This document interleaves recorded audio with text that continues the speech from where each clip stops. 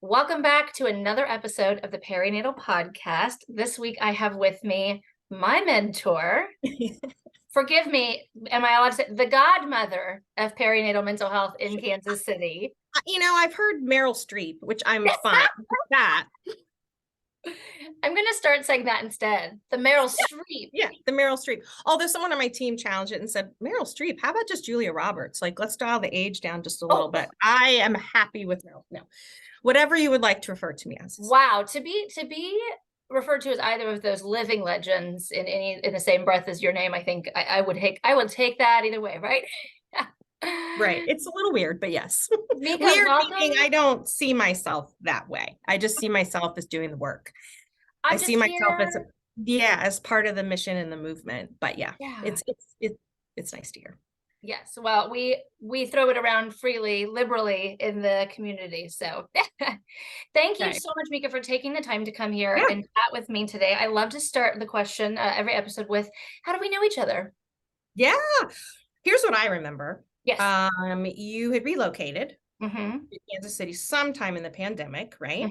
And do you know how we connected? I don't remember. Like if you reached out to me or someone told me about you and moving here was one of those things. And then we did some mentorship and consulting together. Yes.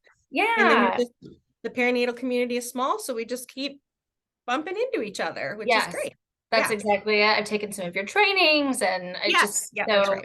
As well. And but anyway, so it's been really nice. It's so lovely, the community that you have helped start from the ground up here, and it's so strong and small but mighty here in Kansas City, in the greater Kansas City area. Yes. Yeah, absolutely. I cannot believe how the landscape has changed in just the last 3 or 4 years.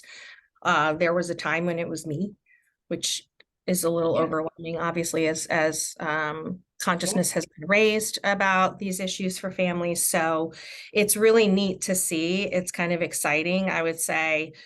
I kind of feel like the auntie, who rooting for all these people that are wanting to do this work. So yes, absolutely. Absolutely. So wonderful. So let's kind of come back a little bit. How did you get into just mental health to begin with?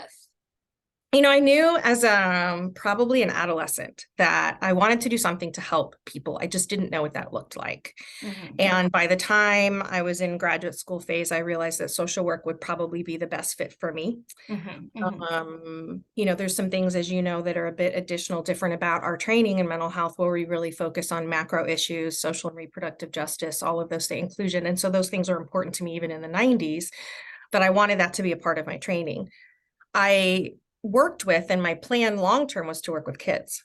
And so I started out in child protective services and then in the public schools, and I did love it. And then I had a baby. Yes. And everything changes, but even professionally, everything pivoted for me. And so I got into mental health knowing I'd always want to help real people, real problems. And then it just sort of evolved from there into perinatal mental health. Yeah. And that was going to be my next question, was then from there to being able to focus on perinatal mental health, you started your counseling group, who are hiring, by the way. We'll put this in the show. I know. It's been really exciting we got a lot of stuff going on we can talk about later. Yeah. So perinatal, I'll give you the short story of that phase of my life. I interestingly was so drawn to mental health as a career path and had never had a mental health crisis or real significant issues of my own.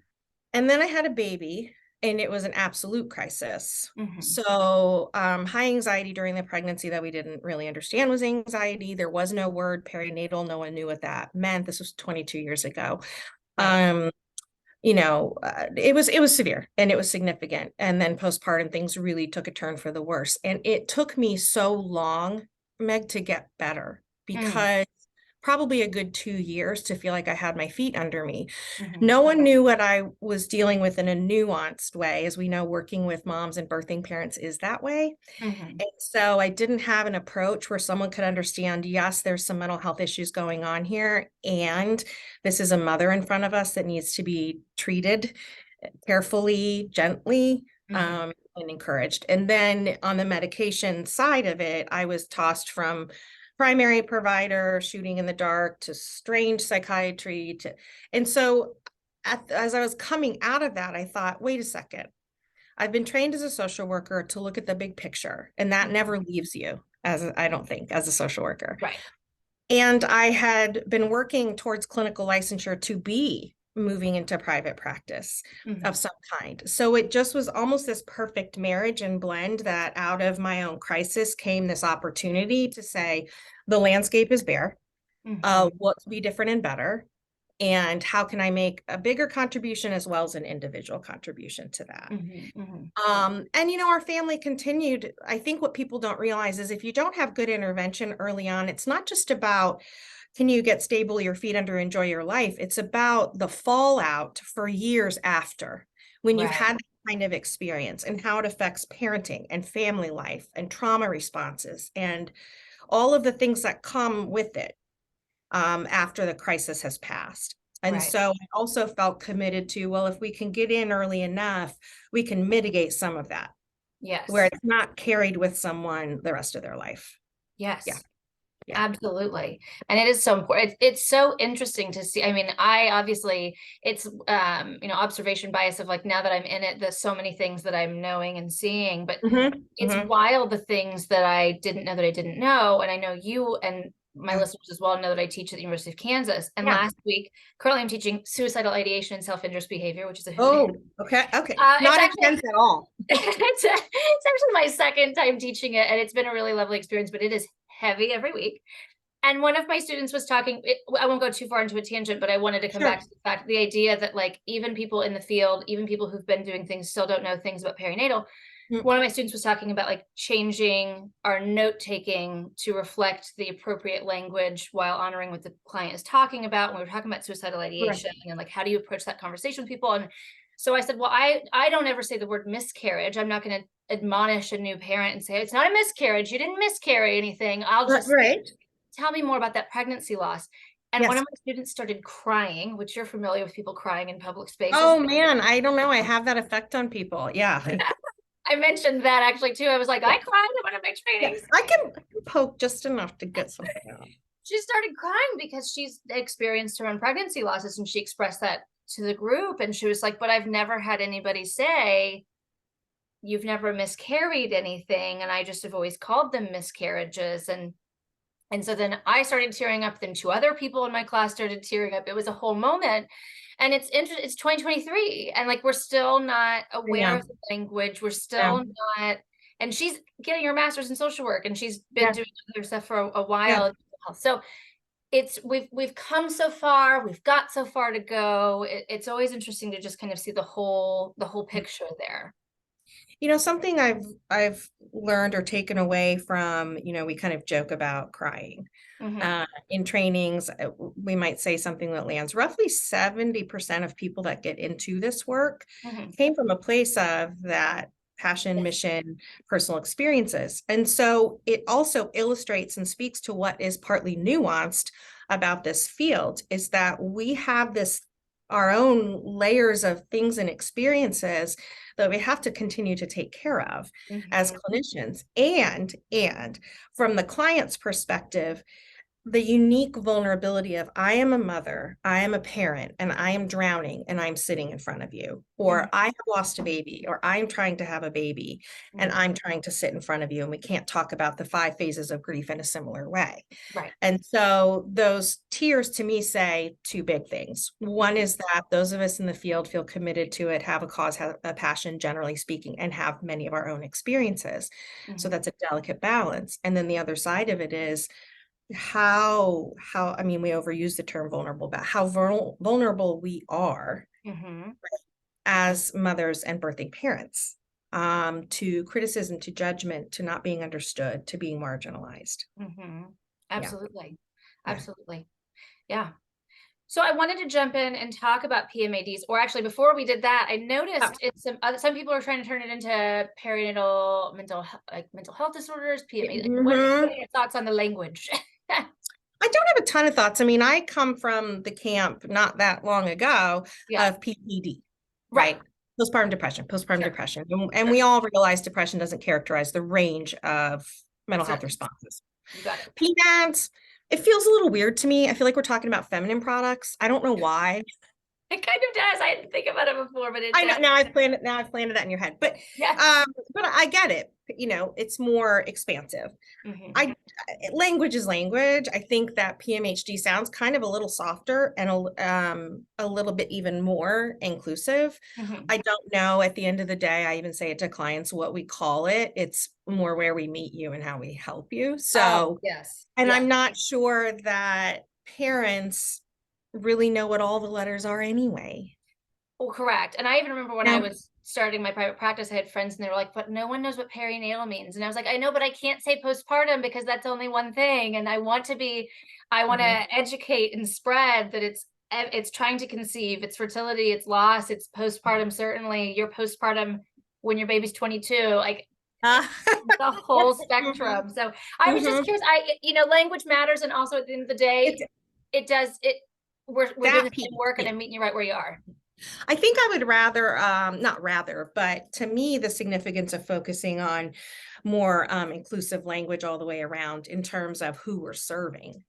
So while we want to focus on what's appropriate, maybe language to capture the reproductive crises and mental health that can happen during the reproductive years, it's what is parent, who is parent, are we including enough? So that's where I really have tried to focus our attention on the practice here. And I know the broader community is too.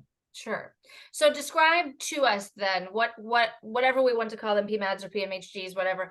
I was in the middle of a session with Victoria Wigley from the UK who does embryology. And then I was like, could you just describe what IVF and IUI are? Because I'm assuming that people come here knowing these things.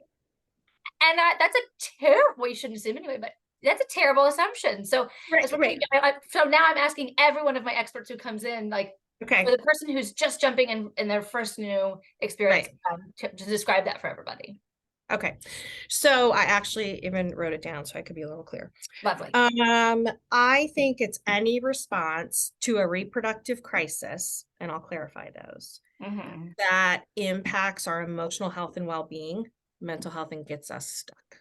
Yes. Oh, I like that. Yeah. Stuck. Yeah, I like that. Right.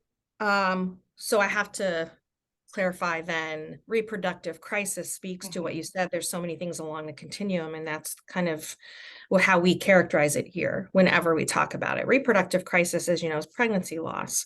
It is infertility, secondary infertility. It's the loss, neonatally, meaning in utero. There's so many things later term.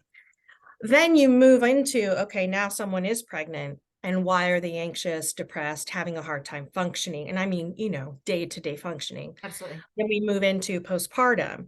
There are so many things, though, that can affect the pregnancy and the postpartum timeframe, right? Where someone may have otherwise been okay, but it's the biggest transition we make in our lives. So anything around that can impact our ability to adjust and not get stuck. Yeah. Termination for medical reasons, that's another crisis. I think people see that as this choice. Right. And what we say to clients is, no, you're up against a really difficult decision you never wanted to make. Right.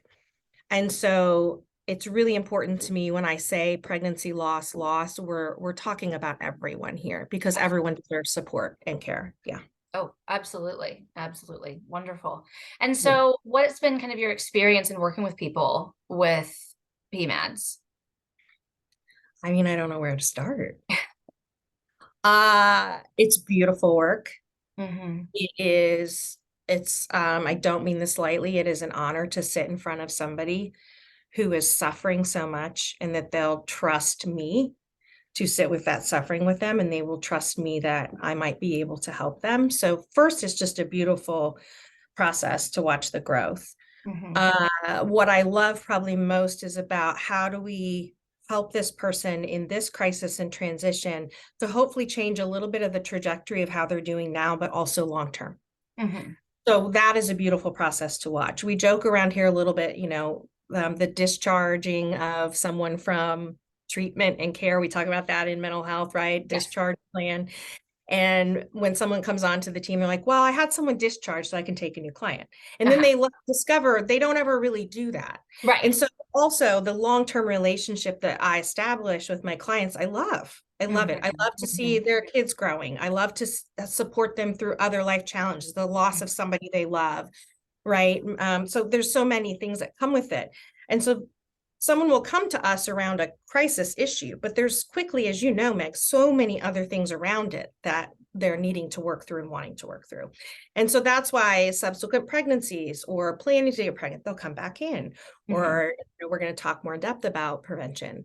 They will come back to us when they're struggling with some sort of parenting issue or relationship issue, or again, someone in their life is really sick or died and they need support through that. So, the beauty of it, of watching growth and change, the feeling so honored, and then just watching these women and families just grow over time and sort of, I say it, find their own parent voice. There's so much noise coming into parenting. Yes. And how does that person sit in this quiet space? How does mom figure out, how do we help her figure out to dial down the noise? I say that's all around like static on a television. Because the knowing is in here. And I don't mean it's natural all the time. We know what to do, but we know ourselves and we lose track of that. Yes. Yes. Yeah. And that, I love that the distinction there is that it's not, this baby has been just put in my arms and I'm magically in love and everything is perfect and I know exactly what to do. And it is knowing what does not sit well with us and looking inside and saying, is that somebody else's voice that's telling me I should not want to do something? Or is that operating within my hierarchy of values and my core beliefs? And those are the two different things. Exactly. So it's a beautiful thing to watch. Yes. And I love too that you've acknowledged, because I think sometimes we see therapy on TV, movies, we see it, whatever it may be. We all wear cardigans, apparently. Apparently, yes. And buns. Absolutely. All those things, yes. And so it's nice to hear, it's nice to just reiterate to people, like, therapy doesn't have to be linear. It doesn't have to be on a calendar. It doesn't have to be like only for this amount of time and then bye, I'll see you never. It can come and go in seasons and waves, and it doesn't have to be for the same thing. And if you have that good rapport and established with somebody, then you could just come back. And I mean, I have clients like that too. It's a beautiful thing to be like, yes, I do happen to have space for you. What's going on? I usually start most of my sentences with like, catch me up, what's been going well. And it's like, catch me up for a lot more than just the last 7 days.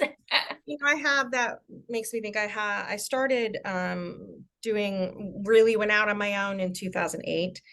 And I have clients who have returned to me that I saw 08, 09. Their kids are now teenagers. They're dealing with different parenting challenges, aging parents, all the things that come with the phases I have been through. And it's just amazing. It also reminds me that we're always postpartum. There's always things we'll continue to untangle based on those early experiences and crises. So it's really cool. Oh my goodness. Yeah. And so that's what I'm so excited to have you on for so many, many obvious reasons, but I am excited because we haven't really talked about kind of the recurrence rate for people who have had past pregnancy. And like, then of course, where we're going is like, and what do we do to help prevent that? So what is your familiarity with, like, what is the rate of that? Not necessarily like according to this 2022 research, but I was just curious. Well, sure. So first, let me clarify, anybody that becomes pregnant becomes postpartum. Yes. Very important to know as I'm talking about postpartum and preventing it. Yes. If we're going to talk about, so someone can terminate a pregnancy, their brain is now postpartum. Yes. They can experience a loss postpartum, right? And then obviously having a baby that they bring home, they are postpartum. So I just think that's important to knowledge up front. Okay, I just lost my train of thought. What was your... This is menopause, by the way. On both ends, baby. I know. It's the body is a wonderful thing. It's a miracle. Okay, so anyway, we were headed what direction with that? We were talking about recurrence rates. Yeah. So if someone has a poor outcome postpartum, we are looking at, if moving forward they did nothing. No therapy, if medication is warranted, no medication, weren't really thinking about their support system. Those are the three big things. Right. 80% chance. Wow. But the news gets good. And this is why I'm excited to talk about prevention of future episodes. Yes. Now, keep in mind, then, let's say someone is staying through treatment and on medications when they're pregnant again. If they discontinue medications or discontinue their care and support, it's a 50 to 70% chance of breakthrough symptoms starting in the pregnancy. Okay. So we're talking about odds that do not work in our favor, right? When we don't know things, we don't do things. We, like you said before, we don't know what we don't know. Yes. So that's where we start. But here's the really beautiful news. If someone is getting the care that they need, and by that I mean sometimes it's not always therapy all the way through, it's not always medication. They may have an existing support system. But if we reevaluate those based on any season of life in which they're trying to have a baby or having a baby, then we are able to troubleshoot specifically what they may need this time around. You know as well as I do, every baby that we have comes into the same family, but they're coming into a family at the different time in that family life. Yes. Oh, yes. Right? So it can go both directions. One pregnancy can be incredibly challenging, emotionally taxing, developing symptoms of anxiety, depression, or otherwise. And there's been a lot of other life crisis going on. And then fast forward 4 years later, life is looking better. We're not doing that same kind of work for a better outcome. So it goes down. If someone continues their care or picks back up their care, and what I mean too by that is preconception planning. We do sometimes people are thinking about, oh, I kind of want another baby, but I don't, and I don't want to go through that again. We reduce the odds to 10% from 80. Wow. Okay. This is the significance of it. What I tell people though, with that 10-ish%, give or take, is you may have some challenges in this next pregnancy and postpartum again. I'm not going to be delusional about that with somebody, and I'm not going to sugarcoat it. But I say that 10% though, think about if you already have your team in place, and the moment you start noticing something is off, we're on it. You're not in it alone anymore like you were last time. So that's seeing me, if a doctor is involved, seeing their prescriber, making sure if they're not getting a good support system outside, family, friends, otherwise, how do we help leverage some of that for them? So that's a pretty dramatic drop. And it's sad, right? Because I think it's at one time, this is an older statistic, roughly 41% of women would go on to pursue permanent birth control after a perinatal mood and anxiety disorder. Understandably, I have one child, and that's really why, because 22, almost 23 years ago, did I want to go through 2.5 years and all of the fallout all over again? Right. The beauty now is we have a lot of help in the Midwest. We have a lot of supports that we can plug people into. We have therapists who are specializing. We have psychiatrists and physicians who are much more aware. So let's use it. Let's use it. And yes, if you want another baby, you can have another baby. Will it be perfect? No. Can it be so much better even if you struggle some before and after? Absolutely. Yes. I will say too, oftentimes people are ready to have another baby and don't necessarily realize, this is important for mothers and parents to know, that babies can be, you can have a great pregnancy and postpartum experience another time around, and yet it's a bit of, it takes you back to the bad. Sure. It takes you back to the negative experience. So it's sometimes good to check in with therapists around those things to kind of help manage, that word we use a lot, triggers, right? To help manage, like, no, you're in a new space now. You're in a new place in your life. You're not back there anymore, but it's taking you back there. So we also are sifting out what is some old stuff coming up versus truly disordered way of operating is coming back up. Right. Absolutely. And that's interesting that 41%, I didn't even, again, here I am having this conversation with you right now, and I didn't even really think about like the implications of the change in people's family planning, because, and I actually, I have had clients who have had that, but I didn't think about like the statistics behind that. There's no way I had envisioned 2, 3, etc. There's no way I can do that now. No. I mean, I'll never forget telling my husband, we were talking about maybe a third baby or second baby, sorry. And I said, if I could give birth to a 3-year-old, that'd be fine. Partly because not the baby phases aren't for everybody. So sign me up. I'm in that camp. Yeah. Same. Love the child, not liking the face. Yes. And also, can we just skip over the years that were hard and the transition and the hormonal changes and all of the sleep deprivation? Can we just, and obviously it is not possible to give birth to a toddler.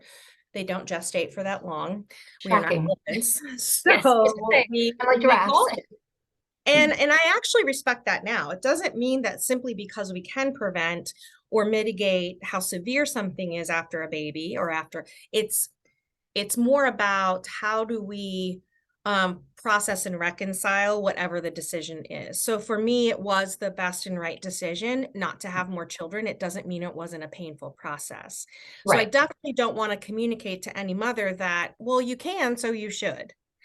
You can if you want to. You can if you want, if that's the choice that you make. Yeah. And I think the can is where people have that hurdle, that struggle of, I don't think I'm capable, and being able to understand the difference of, and then if I decide based on my knowledge now that I could and am capable, I still am good with whatever my situation currently is, then great. Right. But you've made that in a space with knowledge and thought and intentional discussion versus just out of the fear, the very well-earned fear that you're experiencing.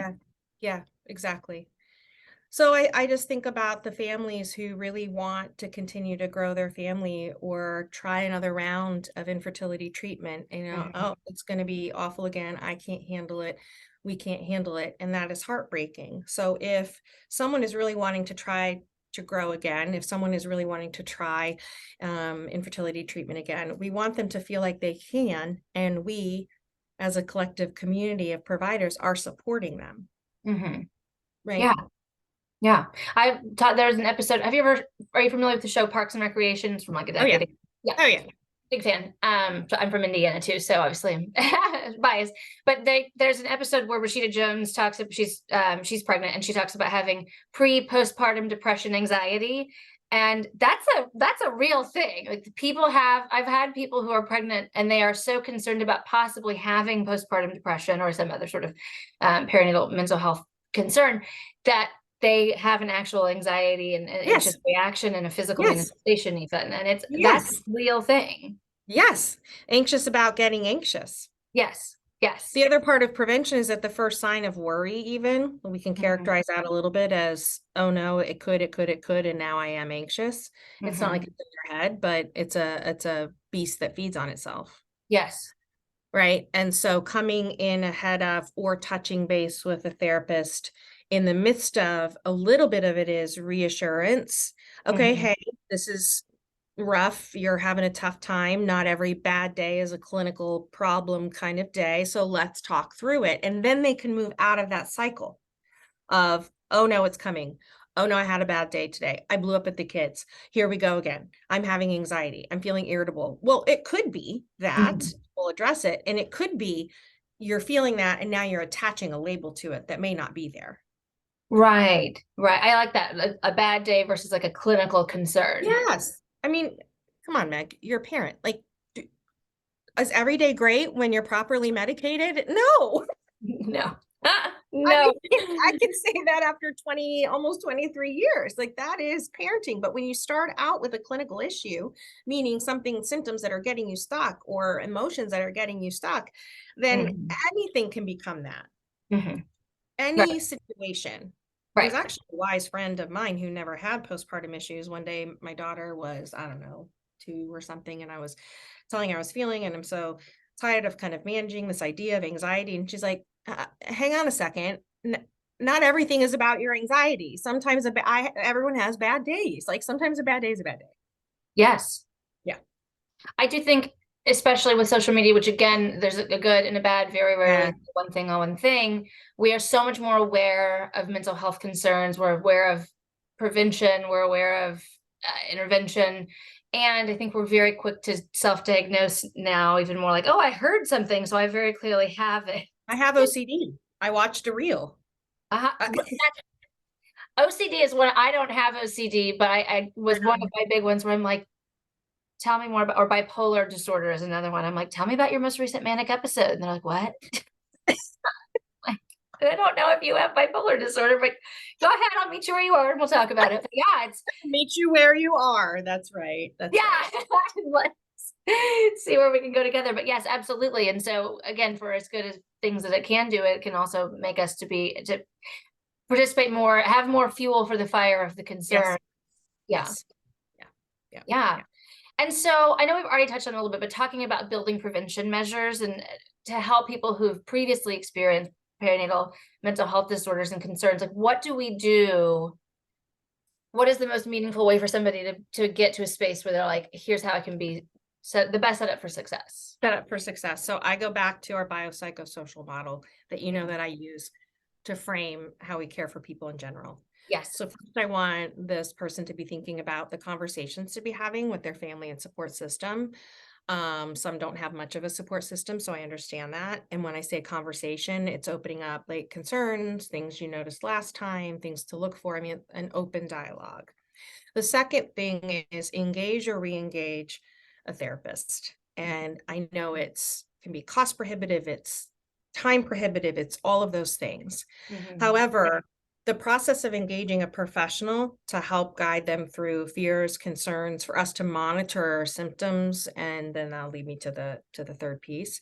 So engaging someone professional who it can be a one-off appointment, it can be a series of appointments. We talked about these long-term relationships. Some people just want to plan and some symptom relief and move on, and we're like, awesome. Right. Then the third piece that's important is when they're wanting to get pregnant again, to talk with whether it's their OB or midwife or primary, whoever, if they were on medications before, or they had an episode that was never really diagnosed, and maybe they would benefit from something like that, starting the dialogue early during pregnancy or before wanting to get pregnant with their provider. Many people have psychiatrists. It's engaging them. This is what we're thinking about again.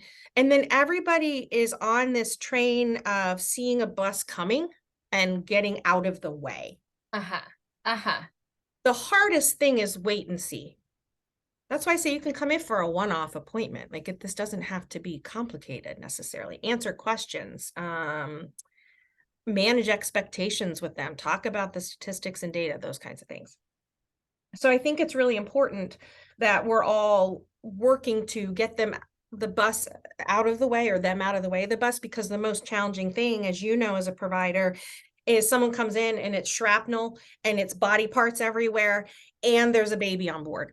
Yes. And or there's grieving on board. And now we've got to try to get some just basic stability before helping them feel like they're putting themselves back together. So you've got then new big transition or grief mixed with new big mental health crisis. That's a very hard combination and can take longer to get better. And that's the other piece. I mean, listen, Meg, it is hard to say, I'm going to go seek care, but I feel good. Right? Yes. Yeah. Yes. And that's what I'm saying. It can look different for different people. I would rather someone feel good, come in while your head is clear, while life is relatively okay. Let's discuss potential for, and then mitigation of, or prevention of feeling that way again. It's hard to seek care when you feel good. I think that is such a, I don't even know what I want to say. I'm like, yes, it is. And it's so, it is tough because it's cost prohibitive. It takes time, money, all of the things. You have to perhaps think about something that's uncomfortable. And also we talk about the best time to start practicing your new skills is when you're not in crisis, and then you're more likely to use them when you're in crisis. Nailed it. Yeah. So that's that. But it's tough of like, it actually kind of also goes, the reverse of that is when you have clients, and I have had so many who are like, I feel better now, I don't need to take my medication. And it's like, no, you feel better because you're using because of it. Yeah. In combination, of course, with the other work that you're doing with your therapist. So that's not, please don't stop taking your medication.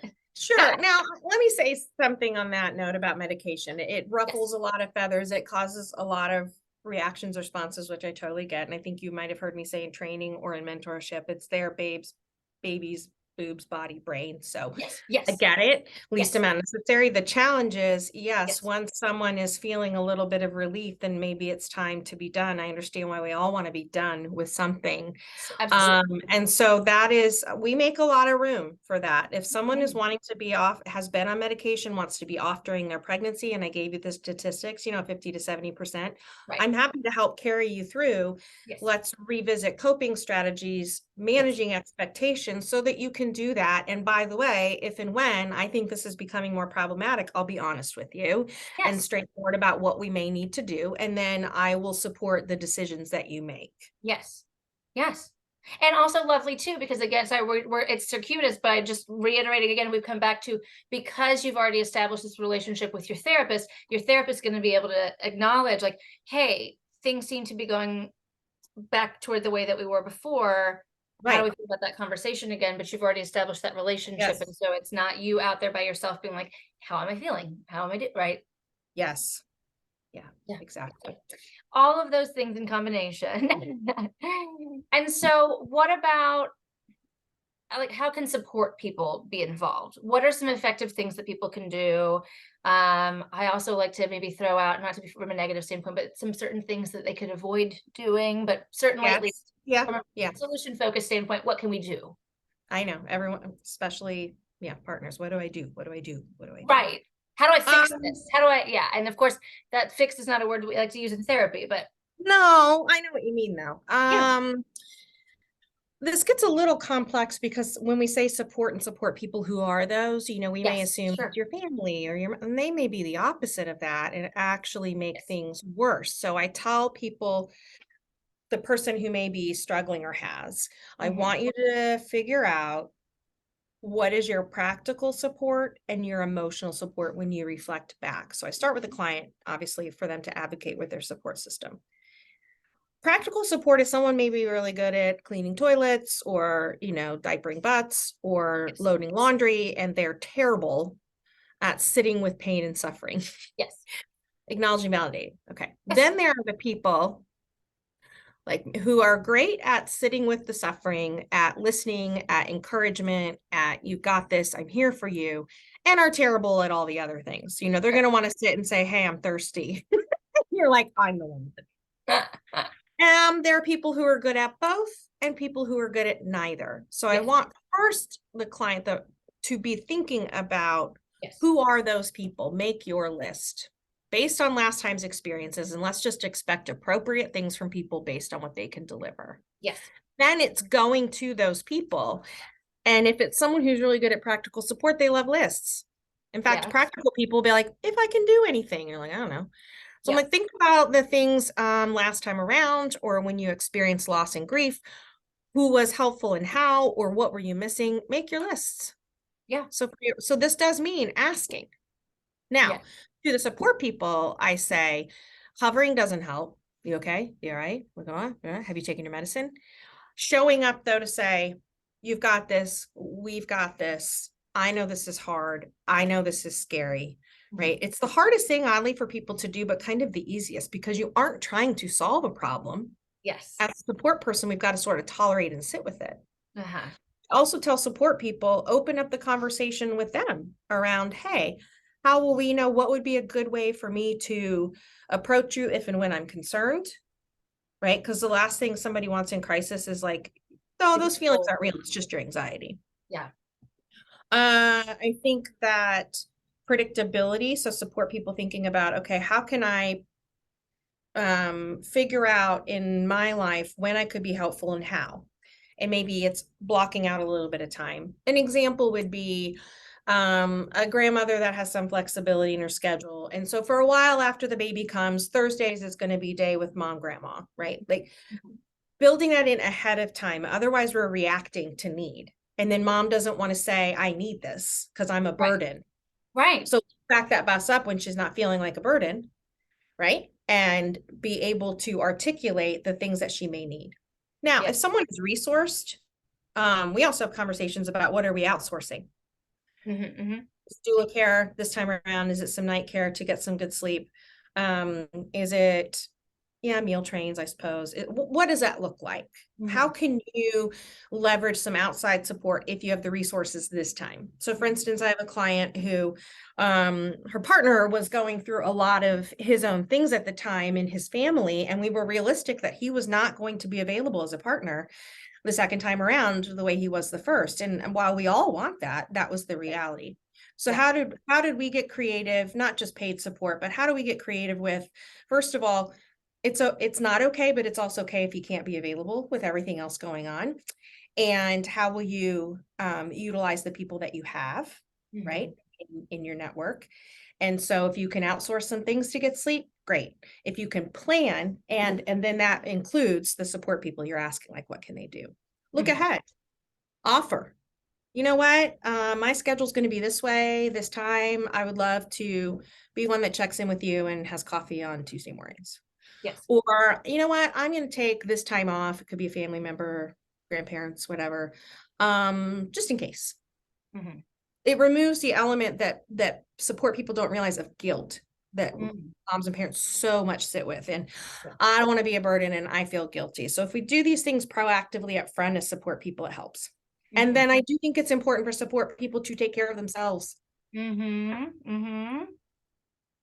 We talk about them being there, right, to jump in if mom is drowning, but what if you might be feeling that a little bit too? So take care of yourself in all of this, which means a lot of different things to different people. Sure. Yeah. Yeah. Those are just the basics. Yeah, I really love that. And that goes back to, again, that expectation of people of, I've had this baby and now I know everything as a mother and as a human and a parent, and I don't need help because I'm supposed to be able to do it all by myself, and I'm super mom. And I think when we can let go of those external voices and not make that part of our core belief, then we can help in a meaningful way. Then everyone feels a part of the team. Yeah, absolutely. Yeah. Okay. Yeah. And so then you've mentioned it a couple of times, and oh my gosh, yes, not necessarily does blood relation or proximity mean support. No. How can we help people find others who understand what they're going through, what they've been through, finding meaningful community? I think many women, I'll say in particular, cringe sometimes. I did at the idea of support groups. Yes. Okay. Sure. It's different in parenthood because we aren't designed to parent in isolation. We are designed by design, biologically, anthropologically, to parent in community. So it's dual purpose. Yes, you're going to go in, share, feel, right, discuss, and you're potentially building a network of parents you can lean on. The support groups, I mean, are all over the place in some ways now too. Virtual access, right? To some in practices, we have, I think, it's a group support therapy program.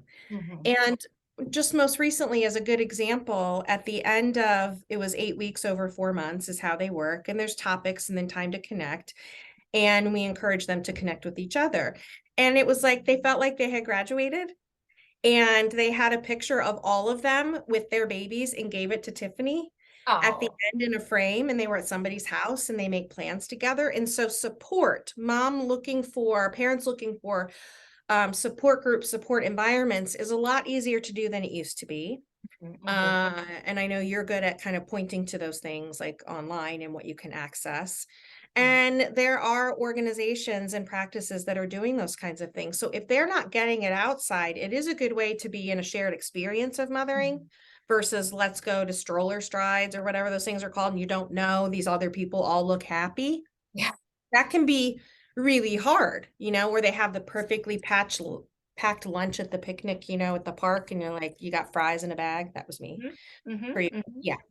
So I think it's seeking that out a little bit, even though it can be scary, is if you don't have that emotional support other places, and certainly it's counterproductive in your family or among other people. This is, particularly true with loss. You really have to protect yourself. And you can. Yes. And then I think that the other piece to that is if and when support isn't feeling comfortable or like a good idea, I say it's better to have things in place and not need them. Yes. than to need something and not have it in place. So someone could do the exploration of that, even if they're not struggling a lot. Yeah. What would it look like if I wanted or needed it? Right? It's an unfortunate reality in America that we have to sort of artificially create community and support systems for people when in other countries they live multi-generationally, they parent in villages and community, and we just don't do that. So that's the harsh reality that we're up against in America more than many other countries. And I always say the hardest families for me to care for when there's instability is when they don't have support, they don't have family, it's not healthy relationship with family. That is the hardest thing for me as a clinician. Absolutely. So, yeah. Well, and all of my listeners know, and welcome to the show if this is your first time, if Meeka has drawn you in, but yeah, I mean, we moved here in March of 2020, and I had my daughter the next year, and my family are 8 hours away, and my husband's family are 15. So yeah, it is. And I have no problem being vocal about what I need. It's just, I'm asking, but to whom? And so it's finding, right?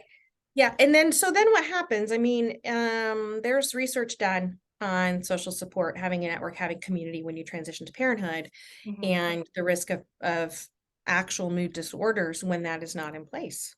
Like it's a harsh reality.